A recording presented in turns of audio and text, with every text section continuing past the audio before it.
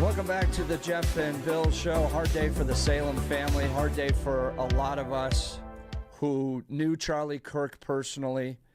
Assassinated yesterday. Charlie was, I can tell you guys this, and I wouldn't say it otherwise. Charlie Kirk was the real deal. A man of tremendous character, a devoted husband, father. He was accessible. He made a giant impact. America was a better place for him, and we're all mourning his loss today. We're taking phone calls from political leaders who've been impacted by what he's built. We're taking phone calls from listeners, and the phone lines they're jam-packed, which is just beautiful.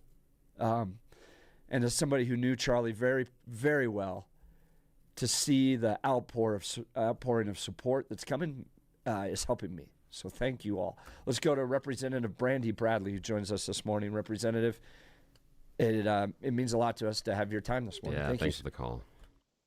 Good morning, guys. Jeff, I mean, you were obviously one of the first people that I thought of to call. Yeah, what a tragic day for a lot of people, but especially my four boys. Boy, they are just really impacted right now. Charlie Kirk showed that there could be cheerful debates, colorful debates. He made me a better person. I definitely strive to be more like him. He was such an intelligent man, and I told my husband if I could have a tenth of his intelligence, I would just be so thankful. And we are just mourning in our household as well. So I'm intrigued by what your boys are going through.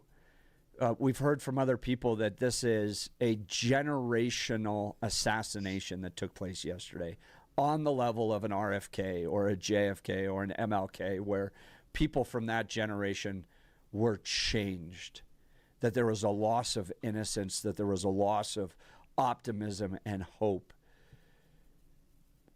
I mean, you don't have to, but I would love to hear the conversations you're having with your boys, what you're seeing as a mom reflected in the hearts of those young men this morning.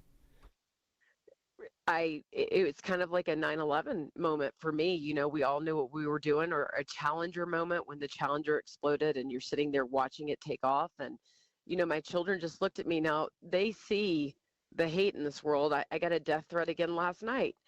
So they see it, but this is such a personal level. We watched Charlie Kirk videos together, and they just cannot believe that there's so much hate in this world that you can take an innocent life because you disagree with someone. They can't fathom it. They just don't understand it. So it's it's a little bit of their loss of innocence right now. It shows them that there's an evil in this world, and that's why we have to stick close to our faith and know that this is not our eternal life. But yeah, they're really sad, and it's sad for me because I can't shield them from the hate in this world. For the people who are just trying to shed truth, right? Charlie was just speaking truth. He wasn't being hateful. He's not a bigot. He's not a fascist. He was trying to spread the truth. And some people can't hear that. And so you take his life for doing those things. I mean, I don't understand the world that we live in right now, and thankful for my faith. I want to ask you if you could help our listeners understand what it's like to be in your position where, like Charlie, you go down to a place where you have no control, no power. You're outweighed by people with opposing views. Every day when you serve in the state legislature, you try to advocate. You do it respectfully. You do it before all of them. You try to convince them. And to watch somebody in the same movement of yours lose their life for doing that, what's going through your mind this morning about the work that you do? It's terrifying, right? It's terrifying to want to stand for truth, and you just never know. I mean, my kids' schools have been posted. My address has been posted. They have come after me, saying that I will burn in hell. I just had a death threat last night. You know, it is terrifying, but we will not be shaken. stop what I'm doing. I have an audience of one, and I know what is right and what is Colorado continue because I stand in fear. It will not happen.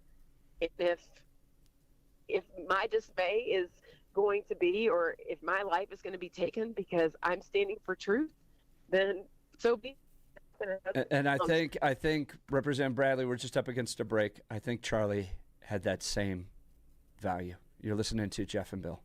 NUS.